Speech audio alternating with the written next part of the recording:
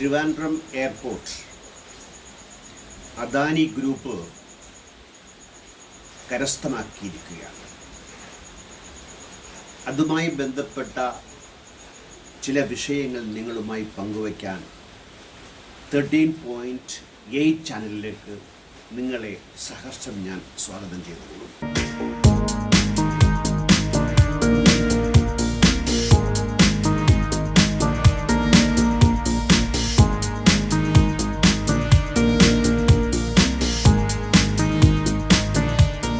ആദ്യമേ ഒരു കാര്യം പറയട്ടെ. സ്വകാര്യവൽക്കരണ ആഗോളവൽക്കരണത്തിന് ഞാൻ എതിരല്ല.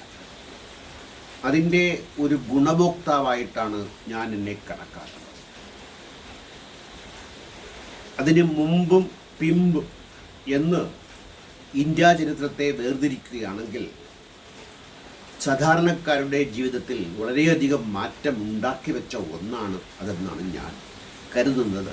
വിരുദ്ധ അഭിപ്രായങ്ങളുണ്ടാകും. എന്നാൽ അദാനിയുടെ ഈ കരസ്ഥമാക്കലിനെ ഞാൻ എതിർക്കുകയാണ്. ശശി തരൂർ MP ഉൾപ്പെടെയുള്ള ആളുകൾ ഇതിനെ അനുകൂലിക്കുമ്പോൾ അതിനകത്ത് എന്തെങ്കിലും ശരി ഉണ്ടാകുമെന്ന് ഒരു ഘട്ടത്തിൽ ഞാൻ വിശ്വസിച്ചിരുന്നു. പിന്നീട് പല മാധ്യമങ്ങളിൽ കൂടി കിട്ടിയ റിപ്പോർട്ടുകളുടെ വിശകലനത്തിൻ്റെ അടിസ്ഥാനത്തിൽ അത് ശരിയല്ല എന്നും അതിലൊരുപാട് പാകപ്പിഴയുണ്ട് എന്നും മനസ്സിലാക്കാൻ സാധിച്ചു. ഞാൻ മനസ്സിലാക്കിയ കാര്യങ്ങളാണ് നിങ്ങളുമായി പങ്കുവയ്ക്കുന്നത്.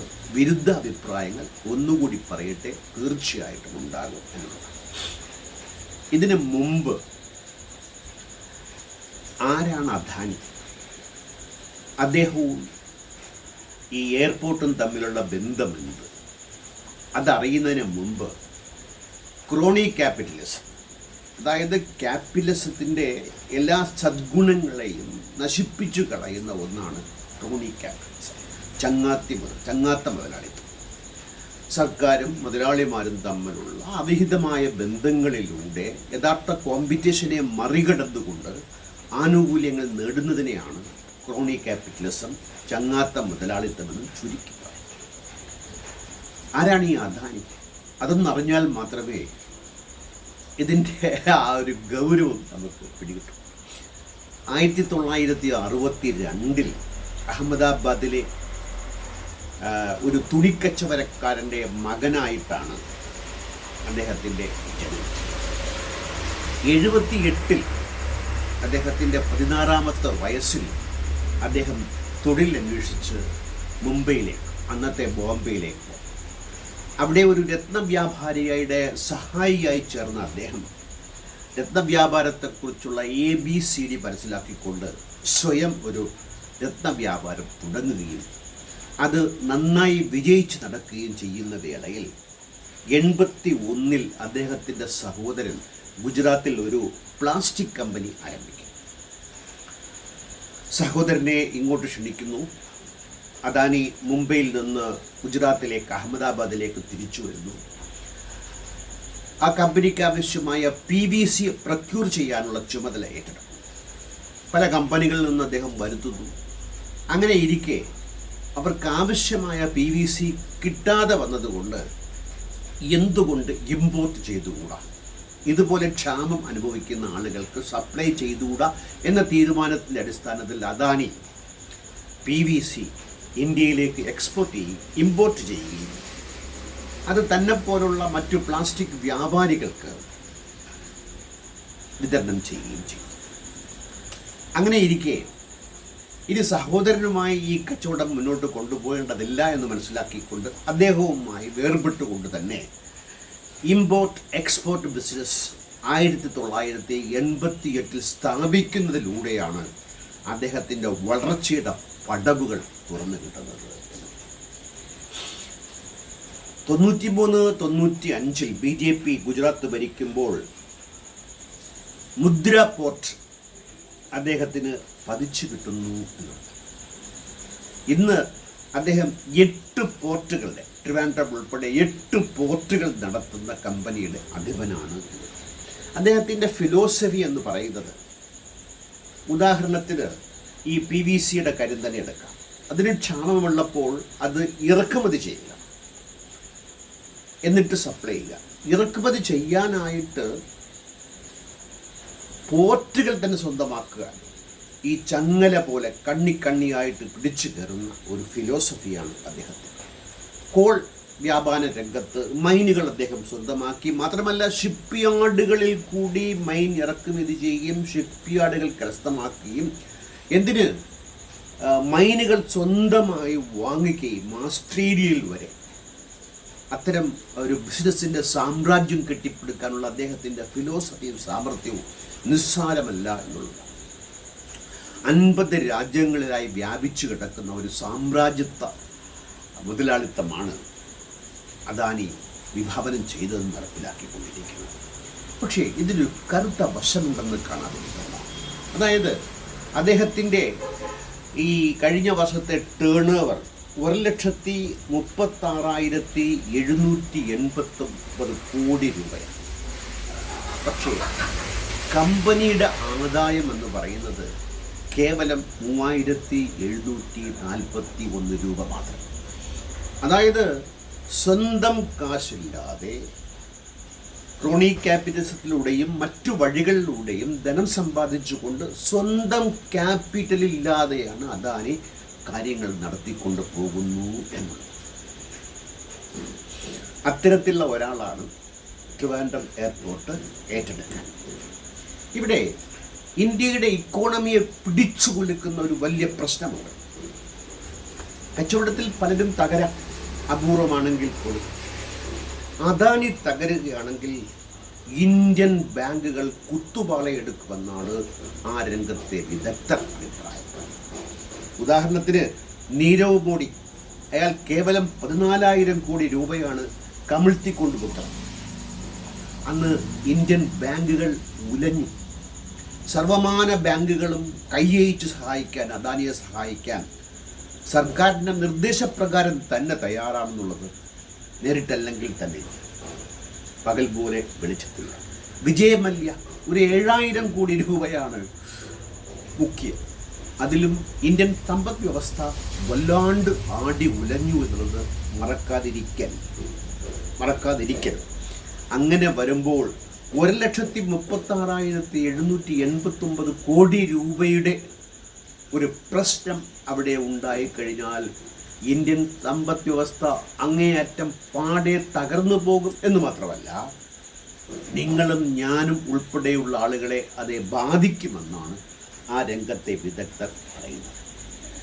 അദാനിയുടെ വ്യാപാരത്തെ സംബന്ധിച്ചിടത്തോളം, അതായത് എന്ത് പ്രശ്നമുണ്ടായാലും നാട്ടിൽ, കോവിഡ് തന്നെ അദ്ദേഹത്തിൻ്റെ ബിസിനസ്സിനെ ഒരിക്കലും ഇത് ബാധിക്കില്ല. കാരണം അദ്ദേഹം കൈവച്ച മേഖലകൾ gas, electricity, call, housing, hospitals ഇതൊക്കെയാണ്. മനുഷ്യജീവിതത്തിന് ഒഴിച്ചുകൂടാനാവാത്ത ഇത്തരം കാര്യങ്ങളിൽ പിടിമുറുക്കിയാണ് അദ്ദേഹം വ്യാപാരത്തിൽ വ്യാപൃതനായിരിക്കുന്നു എന്നതുകൊണ്ട് അദ്ദേഹത്തിൻ്റെ തകർച്ചയുടെ സാധ്യത വളരെ കുറവാണെങ്കിൽ പോലും ആ സാധ്യതയെ മുന്നിൽ കാണാതിരിക്കാനാവില്ല എന്ന് ക്രോണി ക്യാപിറ്റലിസത്തിനെ വിമർശിക്കുന്നവർ അദാനിയുമായി ബന്ധപ്പെട്ട് ഒരു ശക്തമായ വിമർശനം മുന്നോട്ട് വയ്ക്കുന്നുണ്ട്. ഇനി നമുക്ക് ട്രിവാൻഡ്രം എയർപോർട്ടിലേക്ക് വരാം. നമ്മുടെ എയർപോർട്ട് 170 കോടി രൂപ ആദായം നൽകുന്ന ഒന്നാണ്. അദ്ദേഹത്തിന് ഇപ്പോൾ ലഭിച്ചിരിക്കുന്നത് ട്രിവാൻഡ്രം, അഹമ്മദാബാദ്, ജയ്പൂർ, മാംഗ്ലൂർ, ഗുവാഹത്തി, ലക്നൗ തുടങ്ങിയ 6 എയർപോർട്ടുകൾ. ഞാൻ HW എന്ന ചാനലിൽ സുജിത് നായർ, അദ്ദേഹം മോഹൻ രംഗനാഥൻ എന്ന ഏവിയേഷൻ കൺട്രോൾ എക്സ്പെർട്ടുമായി ഒരു ഇൻ്റർവ്യൂ നടത്തി. അത് ഞാൻ കാണുകയാണ്. അദ്ദേഹത്തിൻ്റെ അഭിപ്രായം വളരെ പ്രസക്തമായി തോന്നിയതുകൊണ്ടും ശരിയെന്ന് എനിക്ക് ബോധ്യപ്പെട്ടതുകൊണ്ടും അതിൽ ചില അഭിപ്രായങ്ങൾ ഞാനിവിടെ പങ്കുവയ്ക്കുകയാണ്. അതായത് ഈ 6 എയർപോർട്ട് അനുവദിച്ചു കൊടുത്തു എങ്കിൽ തന്നെയും അതിൽ 3 എണ്ണം മാത്രമേ ഇപ്പോൾ നടത്താൻ എനിക്ക് പറ്റുള്ളൂ എന്നാണ് അദാനി പറഞ്ഞുകൊണ്ടിരിക്കുന്നത്. കാരണം പാൻഡമിക് വന്നു, കോവിഡ് വന്നു. നേരത്തെ പറഞ്ഞു, മുടക്കുമുതലില്ല. പലരെയും ഉദ്ദേശിച്ചും പ്രതീക്ഷിച്ചും ആശ്രയിച്ചുമാണ് ചെയ്തതെങ്കിൽ ഈ പാൻഡമിക് വന്നപ്പോൾ, സാമ്പത്തിക തിരിച്ചടി ഉണ്ടായപ്പോൾ അദ്ദേഹത്തിന് സ്വന്തമായി മുടക്കുമുതലില്ലാത്തത് കൊണ്ട്, അതിൻ്റെ പോരായ്മയുള്ളതുകൊണ്ട്, കുറവുള്ളത് കൊണ്ട് 3 മാത്രമേ തൽക്കാലം ഏറ്റെടുക്കാൻ സാധിക്കൂ എന്ന് അദ്ദേഹം പറയുമ്പോൾ ഒരു കാര്യം ഇവിടെ മനസ്സിലാക്കാനുള്ളത്, മോഹൻ രംഗനാഥൻ പറയുന്നത്, അതായത് ഒരു എയർപോർട്ടോ ഒരു സംരംഭമോ ഒരാളെ ഏൽപ്പിക്കുമ്പോൾ പണം മാത്രമല്ല വിഷയമാക്കേണ്ടത്. അയാൾക്ക് അക്കാര്യത്തിലുള്ള പ്രാഗൽഭ്യം, മുൻപരിചയം അങ്ങേ അറ്റം കണക്കിലെടുത്തില്ലെങ്കിൽ പിന്നീട് ദുഃഖിക്കേണ്ടി വരുമെന്നാണ് അദ്ദേഹം പറഞ്ഞു വയ്ക്കുന്നത്. ഉദാഹരണം പറയുമ്പോൾ വിജയമല്യയുടെ കിങ്ഫിഷർ പൊളിഞ്ഞു പാളീഷായതിൻ്റെ കാരണത്തിൽ ഒന്നായി അദ്ദേഹം ഇതിനെ ചൂണ്ടിക്കാണിക്കുന്നതാണ്. കൊച്ചി കോഴിക്കോടൊക്കെ വളരെ നന്നായി നടന്നുകൊണ്ടിരിക്കുന്ന, സിയാൽ നടത്തിക്കൊണ്ടിരിക്കുന്ന എയർപോർട്ടുകളാണെങ്കിൽ ട്രിവാൻഡ്രത്തെയും സിയാൽ ഏൽപ്പിച്ചു കഴിഞ്ഞാൽ അവർ നന്നായി നടത്താൻ സാധ്യതയുണ്ട് എന്നാണ് വീക്ഷിക്കപ്പെടുന്നത്. അതായത് നമ്മുടെ ഈ എയർപോർട്ടിന് സർക്കാർ ഒരു വെട്ടിലായി, കേരള സർക്കാർ. അവർ ബിഡിൽ പങ്കെടുക്കാൻ തയ്യാറാണ്. ബിഡിൽ പങ്കെടുക്കാനാണ് കേന്ദ്ര സർക്കാർ സമർത്ഥ രൂപത്തിൽ കേരള സർക്കാരിനോട് ആവശ്യപ്പെട്ടു. ആ കുഴിയിൽ നമ്മുടെ കേരള സർക്കാർ വീടു എന്ന് വേണം കരുതാൻ. അവർ ബിഡിൽ ഏർപ്പെടാൻ പറയും. ബിഡിൽ പങ്കെടുത്തു കഴിഞ്ഞാൽ അതനുസരിക്കുകയും നിർവാഹമുള്ളൂ. കോടതിയിൽ പോയാൽ അതിനെതിരെ ഒന്നും ചെയ്യാനൊക്കില്ല എന്നുള്ളതാണ്.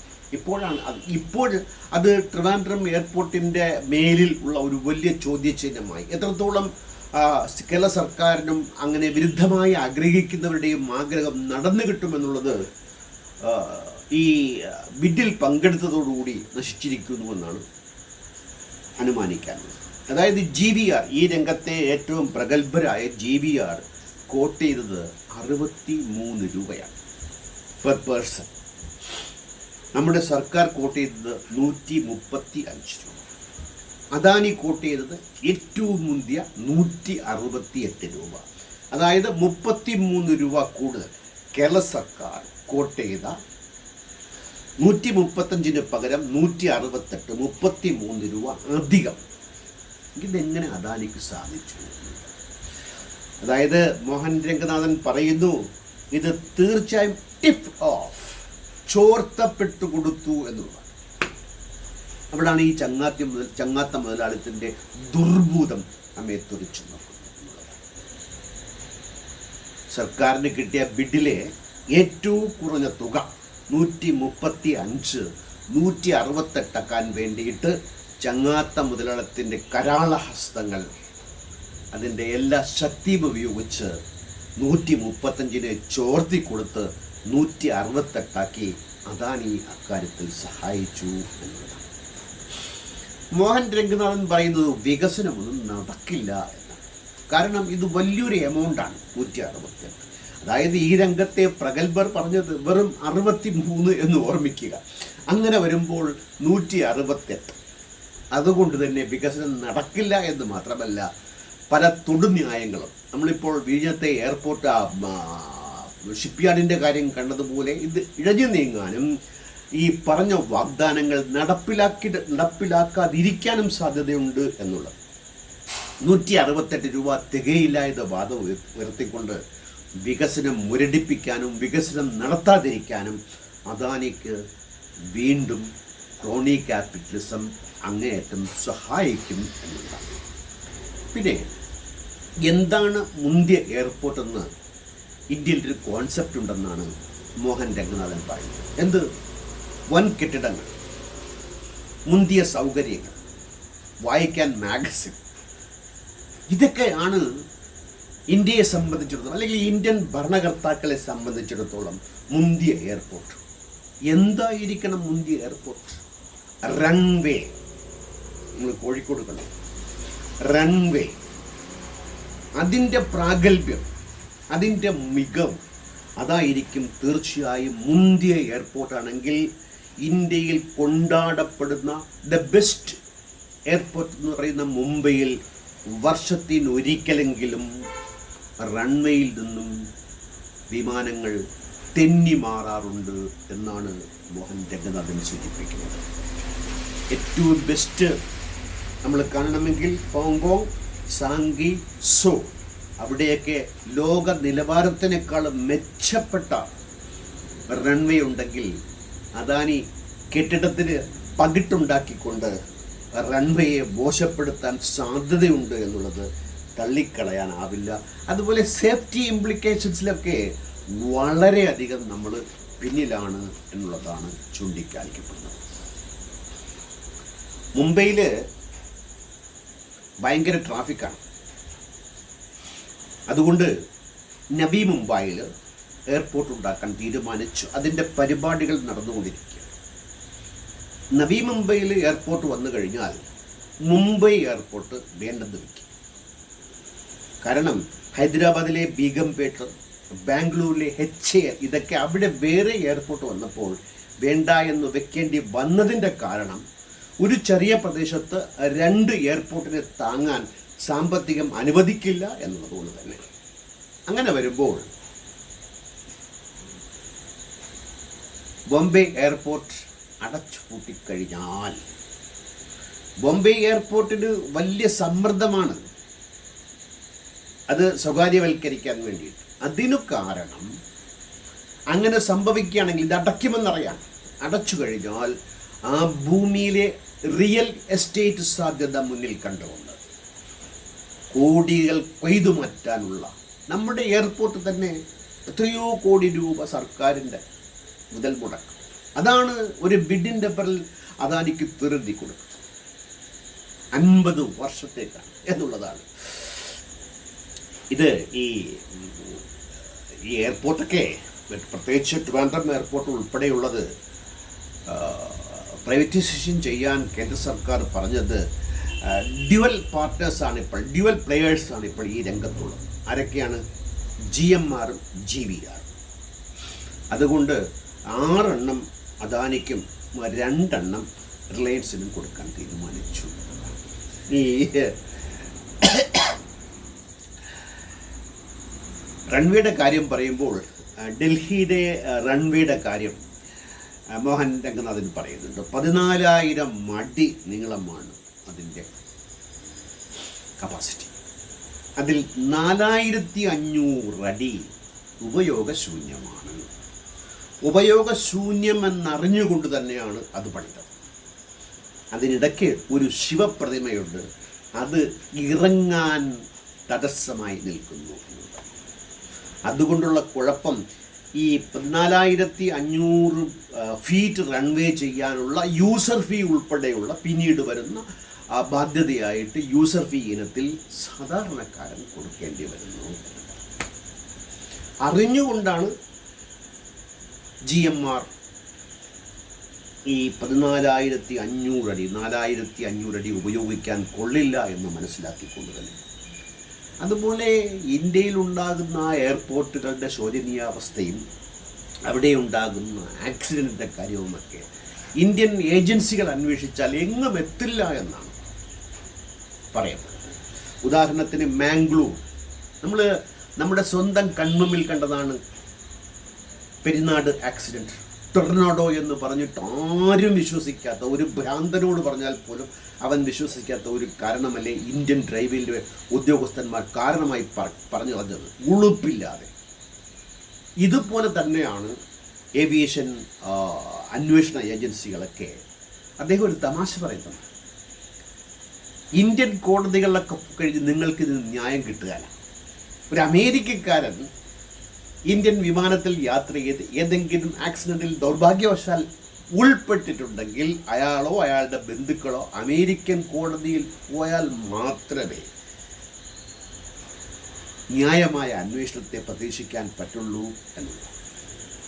കാലിക്കറ്റ് എയർപോർട്ടിലെ അപകടത്തിന് പൈലറ്റുകളെ കുറ്റം പറയുന്നതിൽ യാതൊരു കാര്യവുമില്ല എന്നാണ് മോഹൻ രംഗനാഥൻ പറഞ്ഞത്. അദ്ദേഹം പറഞ്ഞ ഈ പ്രസക്തമായ ഭാഗങ്ങൾ നിങ്ങളുടെ മുമ്പിൽ എത്തിക്കുക എന്നുള്ളത് കൂടിയാണ് എൻ്റെ ഇവിടുത്തെ. അതായത് ഏവിയേഷൻ ഇൻഡസ്ട്രീസിൻ്റെ ഹെഡും ടൈലും അറിയാത്തവരെ ഇതേൽപ്പിച്ചു കൊടുത്ത് ചങ്ങാത്ത മുതലാളിത്തം അതിൻ്റെ ദുർബുദ്ധത്തെ തുറന്നുവിട്ട് ഇന്ത്യൻ ഇക്കോണമിയെയും ഇന്ത്യൻ ജനങ്ങളെയും അങ്ങേയറ്റം പിഴിയുന്നു, നശിപ്പിക്കുന്നു എന്നുള്ളതാണ്. മറ്റൊരു കാര്യം, ഇപ്പോൾ ധൃതി പിടിച്ചാണ് ഈ വികസനവും മറ്റും പേര് പറഞ്ഞുകൊണ്ട്. അതായത് കോവിഡ് വന്നതിന് ശേഷം ലോകത്തെ ഏറ്റവും പ്രശസ്തമായ സിംഗപ്പൂർ എയർലൈൻസ് 5 വർഷത്തേക്ക് അവരുടെ വികസനമൊന്നും വേണ്ട എന്ന് തീരുമാനിച്ചിരിക്കുകയാണ്.